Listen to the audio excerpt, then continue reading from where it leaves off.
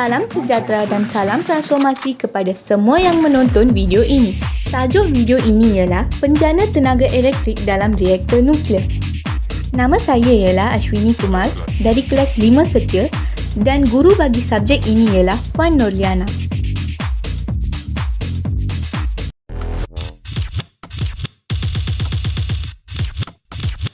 Sebelum mengupas topik ini lebih mendalami, izinkan saya untuk memberikan definisi bagi nuklear. Tindak balas berantai ialah proses tindak balas pengekalan di mana hasil tindak balas ini boleh memulakan tindak balas yang serupa. Haba yang dibebaskan oleh tindak balas ini boleh dimanfaatkan dan digunakan dalam stesen kuasa nuklear. Mari kita lihat tentang pembelahan nukleus dan pelakuran nukleus dengan lebih teliti. Pembelahan nukleus adalah pemecahan satu nukleus yang berat ke dua nukleus yang lebih ringan serta menghasilkan 2 atau 3 neutron bebas dan membebaskan tenaga yang sangat besar. Pelakuran nukleus adalah percantuman 2 nukleus yang ringan menjadi nukleus yang lebih berat dengan membebaskan tenaga yang sangat besar. Sekarang, mari kita lihat tentang tindak balas nuklear yang berlaku dalam reaktor nuklear.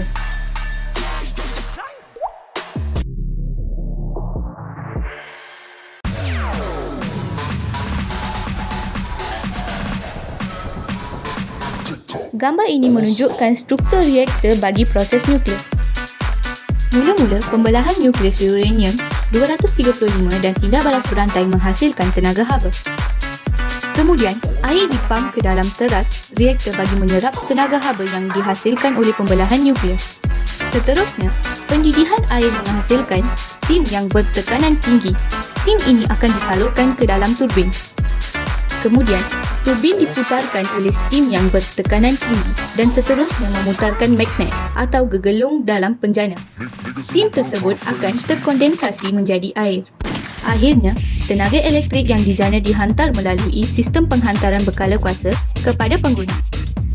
Mengapakah pelakuran nukleus tidak digunakan dalam industri penjanaan tenaga elektrik pada masa kini? Perebutan radioaktif ialah satu tindak balas yang berlaku secara spontan, rawak dan semula jadi.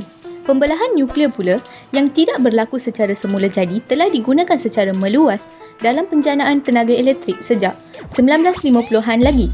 Sementara itu, pelakuran nukleus boleh berlaku secara semula jadi, seperti dalam matahari, dan secara buatan.